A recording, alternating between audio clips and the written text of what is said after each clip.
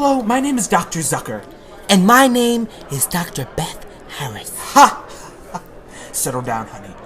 We are actually right now standing in the Louvre Museum, where we are going to pontificate loudly on art and pretend that no one standing by is annoyed. We'll be looking at performance art. Shut up, honey. Sorry. Today we'll be looking at performance art. But before we do that, we must ask ourselves the question, what is performance art? What is performance art? Yes, honey, exactly like that.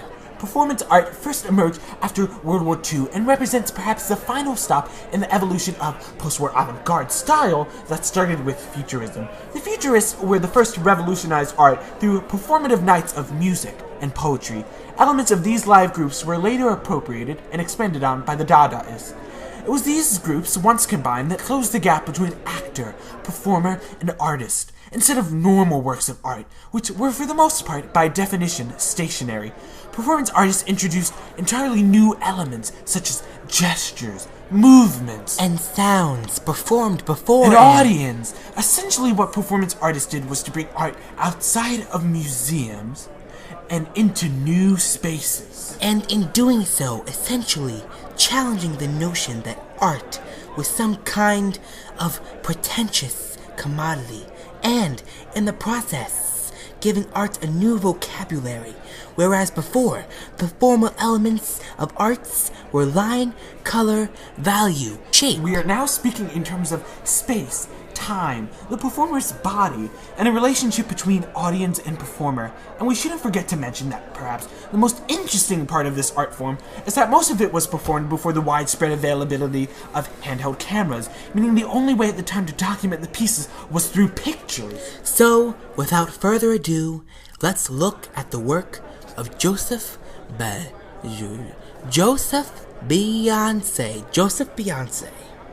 It's pronounced Beuys, honey. Beuys. Beuys, yes, Joseph Beuys. Joseph Beuys was part of a group called the Fluxus. Oh, bless you. I didn't sneeze. I said Fluxus. Fluxus was a term coined by George Machinus, the founder of the Fluxus movement, and it means both flow and efficient. The Fluxus were a group that included both Japanese and European artists. They called their work events, and each of these events focused on a single action, or as Lamont Young called it, the theater of the single event. They made it their goal to integrate art into life using mediums such as sound, music, and most importantly, performance.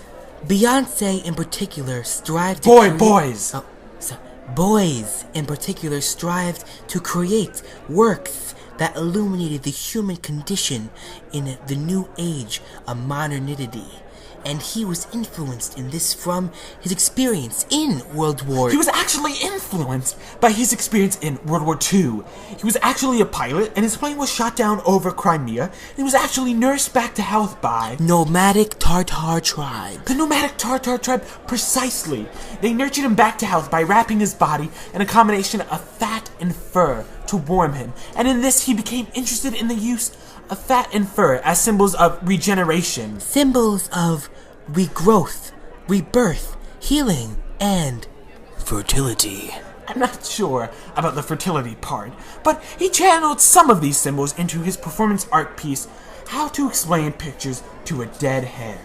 It's important to note that he called his art social sculpture, emphasizing the interaction between him and his audience. It's so beautiful. Piece was performed in 1965, and in this piece, Beuys moved his body in a series of stylized actions that were carefully crafted to create a sense of mystery, as if the viewer were privy to some sacred ritual. He performed these movements in a room full of his own drawings, with a slab of iron tied to one foot and a felt pad tied to the other foot. In his hands, he cradled a dead hare. And he spoke to it softly, almost tenderly, and for the performance, he coated his face with honey, to which he attached gold leaf, making a magical, glowing mask of sorts. Now, you're probably saying, how is this art? Where's the meaning in this? And justifiably so. It's quite puzzling in its scope and meaning. But basically, what Beyonce was trying to do was create a symbolic space in which to interact with an audience in. Every object that Beyonce used was symbolic. The honey on its face was symbolic of life. The gold, a symbol of wealth and status. The felt as a symbol of protection and safety. The metal as a symbolic life's invisible energy fields. And again, you have to understand that this was in the context. Think of historical context. This was right after World War II.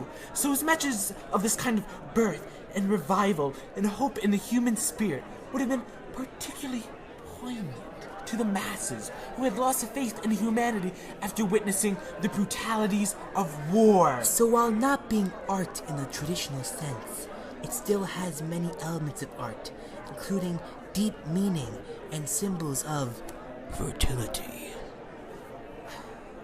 Honey? Yes. You know the Giovanni Arnolfini wedding portrait? Why, of course, honey. If you don't stop talking soon, it will become the Giovanni Arnolfini divorce portrait. But Stephen!